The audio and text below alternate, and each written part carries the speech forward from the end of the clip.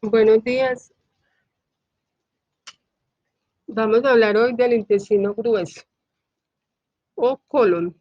Bueno, el intestino grueso es la última parte del tubo digestivo y también es la última clase de este semestre.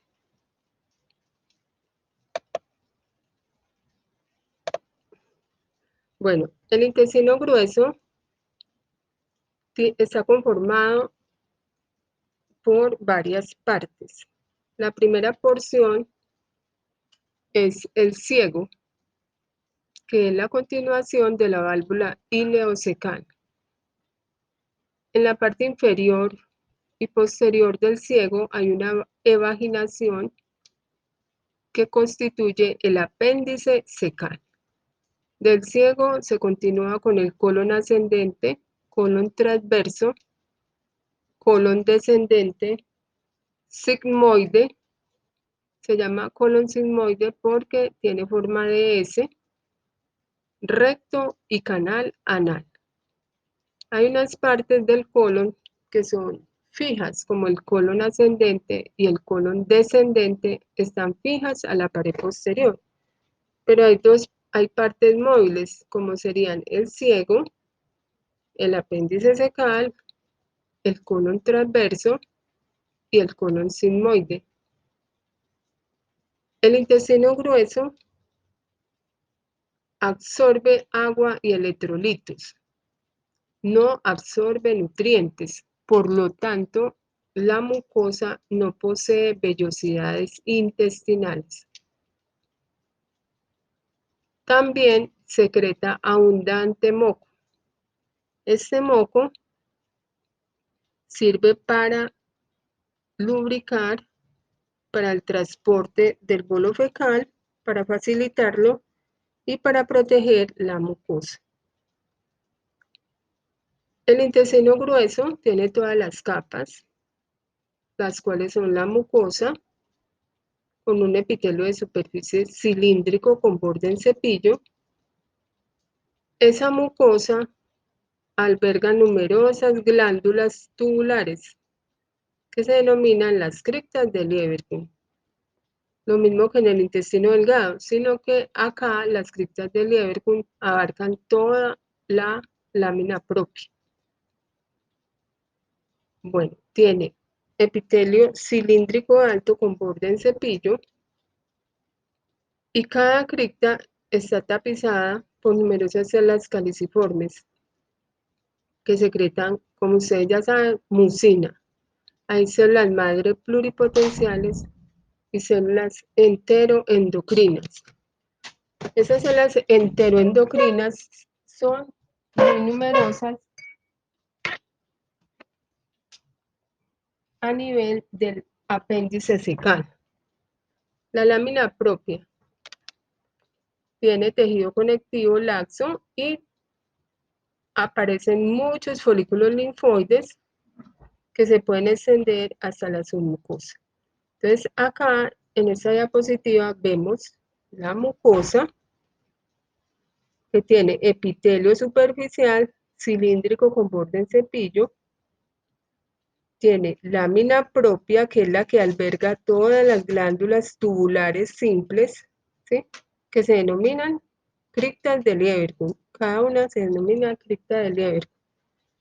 Esas glándulas tubulares tienen entonces en la superficie células cilíndricas con microvellosidades, numerosas células caliciformes, que son todas estas células madre y células enteroendocrinas.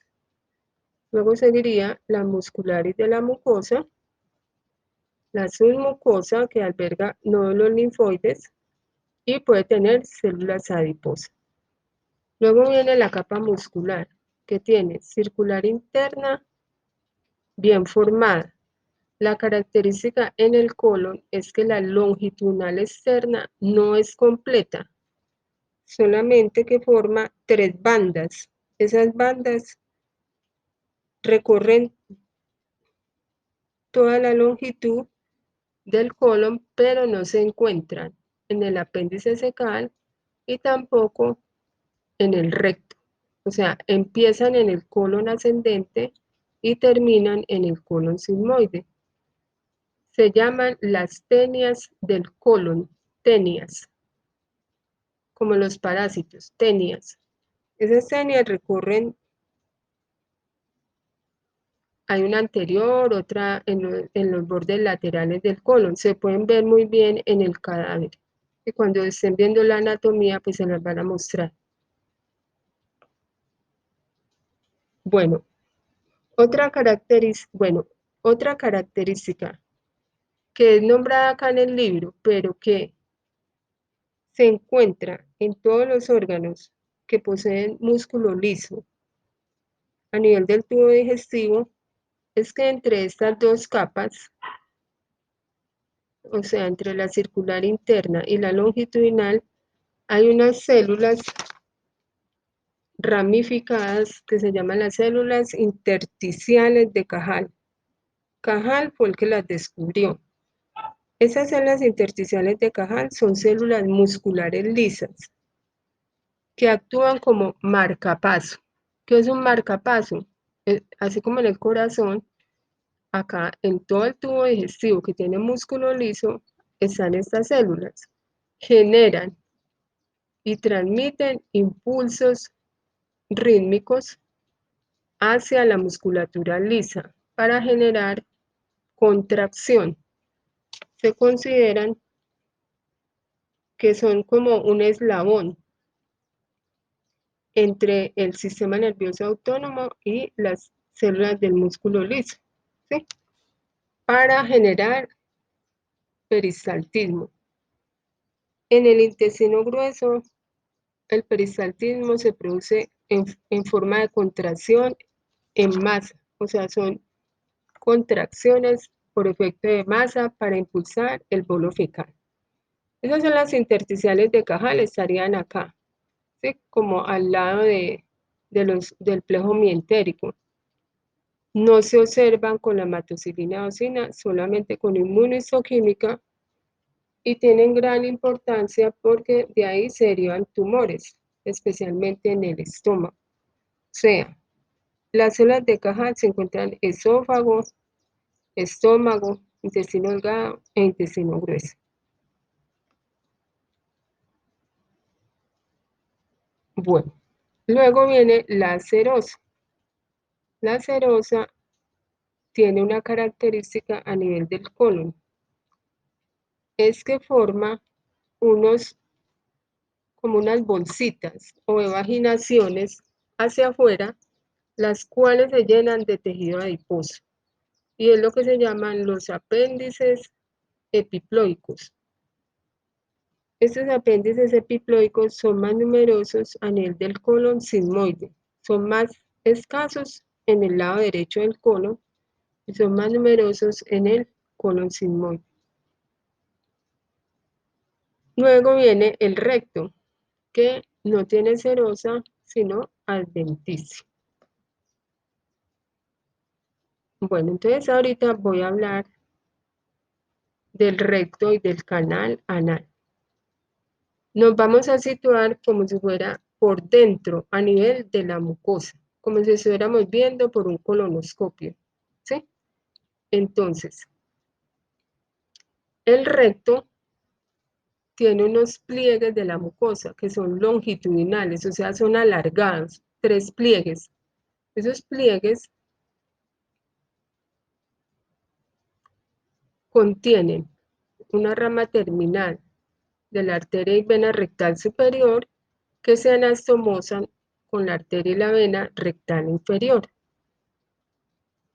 Es como una comunicación entre las rectales superiores y con las rectales inferiores, ¿sí? Esos pliegues mucosos que son alargados, ¿sí? Como esta llave, aquí esto me sirve, son alargados, van a terminar en unas bolsitas. Esas bolsitas, haga de cuenta como un bolsillo, ¿sí? Se llaman las válvulas anales. Cada válvula anal, como es un bolsillo, contiene moco, o sea, por dentro se llama los senos anales, contienen moco. El conjunto de todas las válvulas anales es lo que conforma la línea pectínea. Esa línea pectínea es muy importante embriológicamente porque se piensa que corresponde a la localización de la membrana anal en el feto. Se lo van a ver en embriología. Corresponde a la línea que divide la porción de origen endodérmico del recto que estaría hacia arriba y la porción de origen ectodérmico que sería hacia abajo, porque hacia abajo se forma ya piel anal. La piel es de origen ectodérmico. La mucosa de todo el tubo digestivo hacia arriba es de origen endodérmico. Esas dos regiones, pues esas dos regiones tienen distinto drenaje venoso y arterial, como les acabo de decir.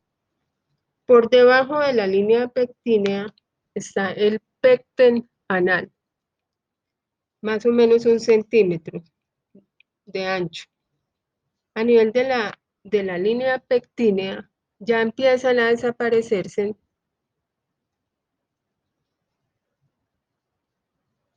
las criptas, ¿sí? Las criptas del Leverkusen, desaparece la muscularis de la mucosa y abruptamente a nivel del canal anal, el epitelio que es cilíndrico con borde en cepillo se transforma en un epitelio plano estratificado. Inicialmente no tiene queratina, o sea, por debajo del pecten anal no hay queratina. Ya cuando se forma la piel anal, pues empieza la queratina. Entonces, el último centímetro debajo de la línea pectínea ya tiene piel normal y por lo tanto va a tener glándulas sebáceas, glándulas sudoríparas apocrinas, porque producen olor, se denominan las glándulas circunanales. Entonces, en resumen, por dentro, la mucosa del recto tiene 3 pliegues mucosos, que son las columnas. Terminan como en unos bolsillos, que son las válvulas, con sus senos anales. Acá estaría por debajo la línea, el pecten anal o línea pectínea, perdón. Luego seguiría el pecten anal y luego el canal anal. El canal anal, fuera de tener estas glándulas, también tiene unas glándulas mucosas. Esas glándulas mucosas son las que producen un moco que va a ser acumulado en los senos anales. Están localizadas en la submucosa. Como son grandecitas, poseen conductos. Las terminales en un epitelio cúbico simple y sus conductos en un epitelio cilíndrico estratificado. Estas glándulas anales tienen mucha predisposición a que se infecten, o sea, que se formen abscesos o fístulas. Bueno, otra característica del canal anal es que posee dos esfínteres verdaderos. Uno es formado por músculo liso, que sería el esfínter anal interno, que no es regido por nuestra voluntad, y el esfínter anal externo, que es de músculo estriado, que sí es voluntario. Cuando una persona nace, no controla los esfínteres, por eso hay que ponerle pañal a los niños. Más o menos, eso es un proceso de enseñanza de las mamás que son tan pacientes, y el niño aproximadamente a los 2 años ya debe controlar los esfínteres, ¿sí? Es el esfínter externo, porque el interno pues no se puede controlar, el externo. Bueno, vamos a hablar del apéndice fecal, que es una vaginación del ciego. Tiene las mismas capas y se caracteriza porque la mucosa, lo mismo que el colon, carece de vellosidades, tiene menos glándulas de Lieberkühn, posee células cilíndricas absortivas, pero hay menos células caliciformes. Lo más importante es que tiene muchas células argentafines, sobre todo producen serotonina. Y de esas células argentafines, como ya les dije, se producen tumores. El tumor más frecuente del apéndice cecal deriva de las células argentafines. Luego sigue la lámina propia. Esa lámina propia está circundada por numerosos folículos linfoides solitarios. Esos folículos linfoides pueden ser primarios o secundarios y que a veces son tan grandes, penetran la musculares mucosa y llegan hasta la submucosa. Aquí vemos el apéndice cecal pues con un diámetro menor que el colon, luz más estrecha. Tenemos el epitelio cilíndrico. Mire que las criptas son menos numerosas, hay menos células caliciformes, pero tienen numerosas células argentafinas. La lámina propia tiene linfocitos y numerosos nódulos linfoides. Ese sería uno secundario. Por eso se dice que el apéndice cecal es un órgano linfoide secundario, que no tiene mucha importancia en el ser humano. Tiene mucha importancia es en las aves. En el ser humano solamente el apéndice cecal sirve para poner en problemas a, a las personas cuando se inflama, produciendo una apendicitis aguda. Bueno, sigue la capa, la submucosa, que ya dije que puede tener el nódulo linfoides que llegan hasta allá, células adiposas, la capa circular interna y longitudinal externa y la serosa. El apéndice cecal no tiene tenias, tampoco tiene apéndices epiploicos. Esa es la última clase de este semestre. Bueno, hasta pronto.